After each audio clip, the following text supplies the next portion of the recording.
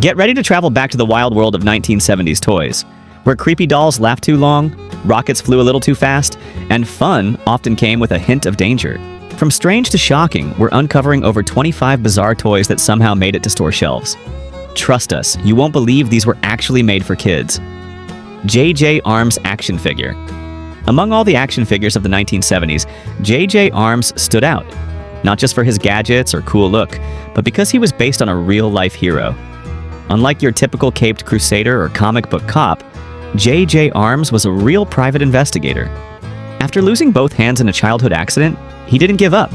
Instead, he reinvented himself with high-tech prosthetics and went on to build a career busting criminals and solving complex cases. The action figure captured this incredible story. He came equipped with interchangeable prosthetic hands, one a hook, another a knife, and others with different tools, giving kids a glimpse into his gritty, ingenious world.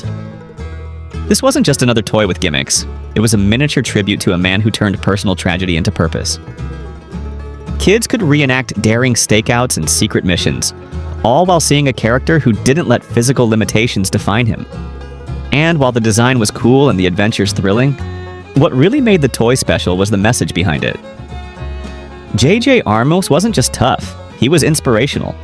In an era when disabilities were rarely represented in media or toys, this figure reminded everyone that strength comes in many forms. And sometimes, the real heroes don't wear capes at all. Hugo, Man of a Thousand Faces. Back in 1975, Kenner released something truly bizarre. Hugo, Man of a Thousand Faces. And trust me, this wasn't your average toy. Instead of a full action figure, you got a bald, blank-faced head with hauntingly realistic features and a disguise kit. That's right. Wigs, fake beards, scars, noses, mustaches, even a little pot of putty. The idea? Turn Hugo into anyone or anything your imagination could conjure up. He could be a spy, a villain, a rock star, or a terrifying creature from your own nightmares. But here's the thing. Kids didn't go for the subtle look. Nope. They got creative. Wild combinations of bushy eyebrows, jagged scars, and crooked mustaches turned Hugo into some truly monstrous sights. What was meant to be fun quickly became unsettling. Some parents even claimed they'd find Hugo stuffed in closets or tucked behind furniture, saying he was just too creepy to keep in plain sight. The blank stare, the ever-changing face, it gave off major Uncanny Valley vibes. Still, that didn't stop Hugo from gaining a cult following. Kids were fascinated by the ability to manipulate identity, to shape a face however they liked. Strange, disturbing, and totally unforgettable, Hugo was the stuff of 70s toy legend, the inchworm. In the colorful world of 1970s toys, few were as lovable and strangely lifelike as the inchworm. With its bright green body, oversized cartoon eyes, and friendly grin, this ride-on toy instantly became a backyard and playroom favorite. But it wasn't just the look that won kids over, it was how it moved. The inchworm had a simple but clever design. When kids bounced up and down on its saddle, it would inch forward with a smooth, spring-loaded motion, just like a real caterpillar stretching and squishing along. With each bounce, it made a series of satisfying clicks and clacks, adding a bit of mechanical magic to the ride. The noise, the motion, and the visual bounce gave it a playful, almost lifelike personality. For younger children, the inchworm was more than a toy. It was a friendly little companion they could ride around the house or sidewalk. It didn't need batteries or fancy electronics. Just a bit of leg power and imagination turned it into a personal creature on wheels. Lazy Daisy. In 1971, a doll hit the market that was unlike anything kids or parents had seen before. Her name? Lazy Daisy. And true to her name, she had one trick that made her both hilarious and unforgettable. The moment you laid her down, she'd instantly collapse like she just couldn't keep her eyes open another second. No buttons to press, no batteries to change, just a simple built-in mechanism that made her flop over in dramatic fashion. At first glance, Lazy Daisy looked like any other doll. Sweet face, cute outfit, friendly expression. But once she performed her signature fall asleep move, she left quite an impression. Kids found it amusing. Some thought she was exhausted after a long day of imaginary play, while others turned it into a game, seeing how many different ways Daisy could faint. Parents, on the other hand, either laughed or found her a little Weird, but quirky as she was, Lazy Daisy carved out a special place in the world of vintage toys. Her odd little gimmick made her a talking point in many homes, and over time, she became a favorite among collectors.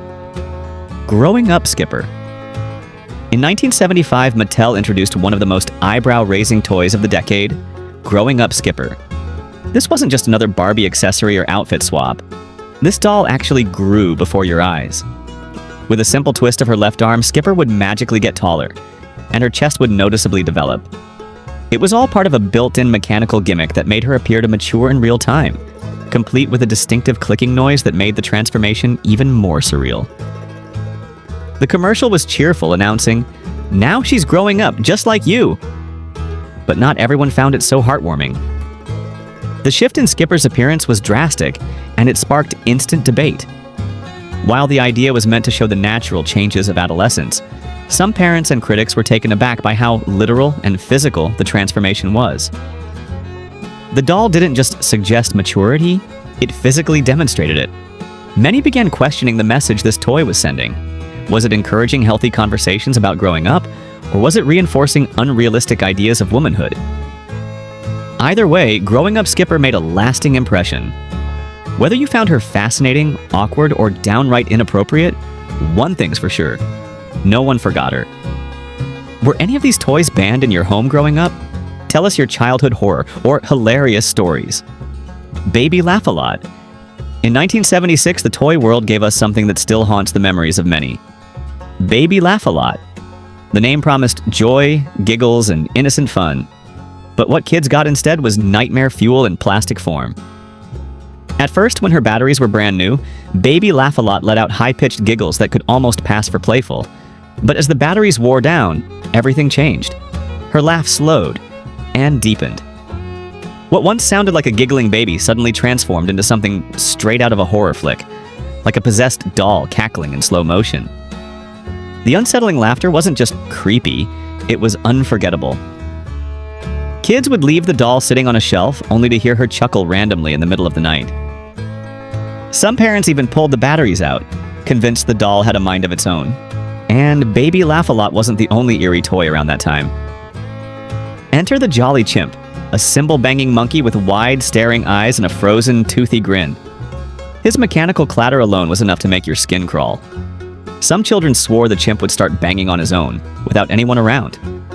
Whether coincidence or something more, both of these toys blurred the line between playtime and paranormal. Welcome to the spookier side of the 1970s toy aisle. Super elastic bubble plastic.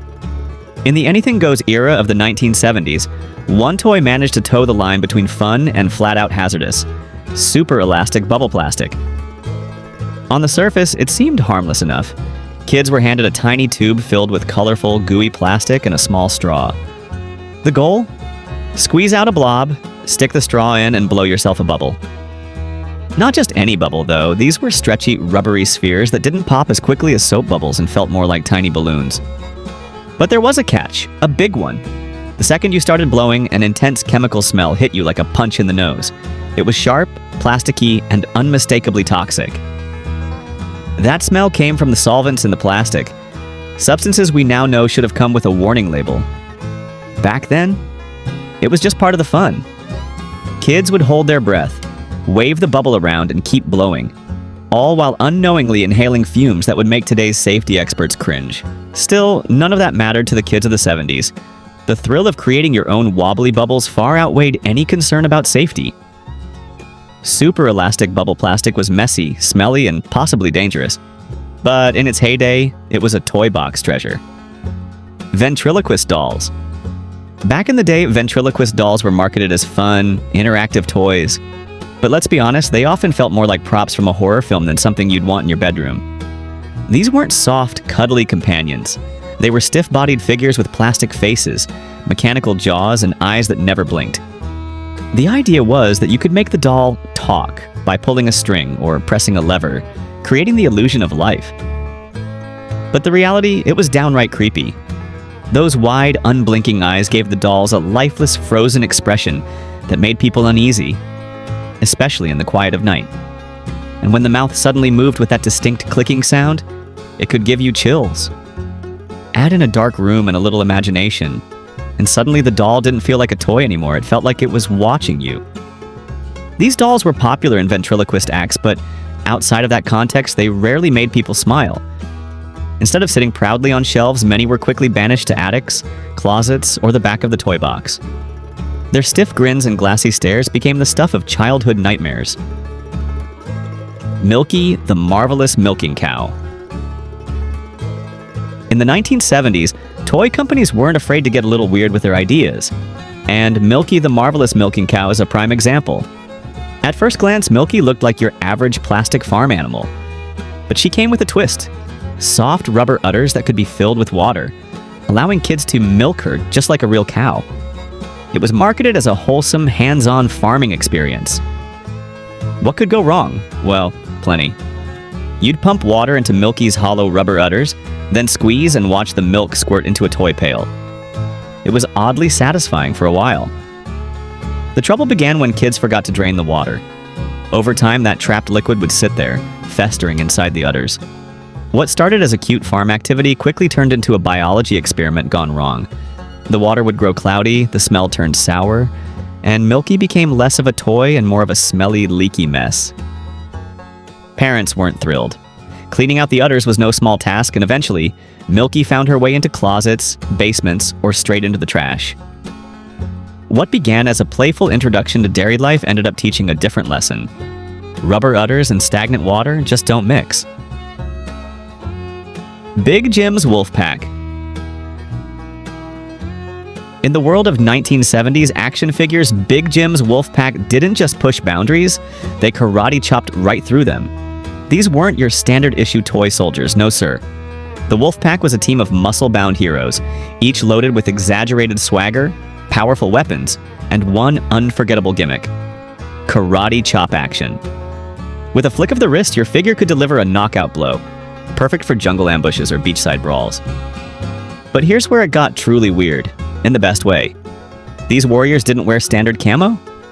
Nope. They fought crime and conquered missions in combat-ready beachwear. We're talking bright board shorts, wraparound sunglasses, tank tops, and even the occasional beach hat. They looked like they were ready to hit the waves right after taking down a villain. It was an oddly brilliant mashup, Rambo meets Baywatch. For kids, this meant non-stop, wild adventures. One minute your figure's deep in the jungle, the next he's chasing bad guys across a tiki bar. The contrast between heavy artillery and laid-back outfits made every mission a little more ridiculous, and a lot more fun. Do you think toys today are safer but less fun? Comment yes or no and tell us your take. Giant missile-firing robots. In the wild world of 1970s, toys few were as thrilling or as dangerous as the giant missile-firing robots. These towering titans of plastic stood nearly 2 feet tall and were loaded with spring-powered weaponry.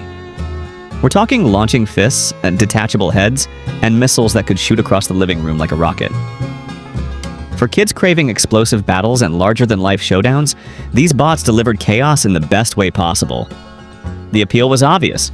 The bigger the robot, the louder the crash, and the farther the missile flew, the better. Every part of these robots felt like it could be used in battle. Twist the torso, pull the trigger, and boom! A fist goes flying at your little brother, or a missile takes out a row of action figures. But there was a downside to all that power. Parents quickly realized these weren't just toys, they were home wreckers. Walls got dented, lamps were broken, and yes, a few emergency room visits followed when playtime got a little too intense. One of the more infamous instruction manuals even encouraged kids to aim directly at their friends, because safety was apparently optional in the 70s. Despite the risks, these robots became legends. They were everything a 10-year-old wanted and everything a parent dreaded. Fun? Absolutely. Sensible? Not even close. Jaws board game. In the mid-1970s, just as Jaws was making waves at the box office, toy shelves were invaded by a game that brought the movie's terror home: the Jaws board game. Imagine the classic game operation, but instead of a patient, you're sticking your hand into the gaping jaws of a plastic great white shark. That's right. This game dared kids to pluck items from between a shark's teeth, knowing full well that one wrong move could trigger a terrifying snap. The concept was genius in its simplicity. Each player took turns removing random objects, license plates, boots, fish bones, from the shark's mouth using a tiny hook.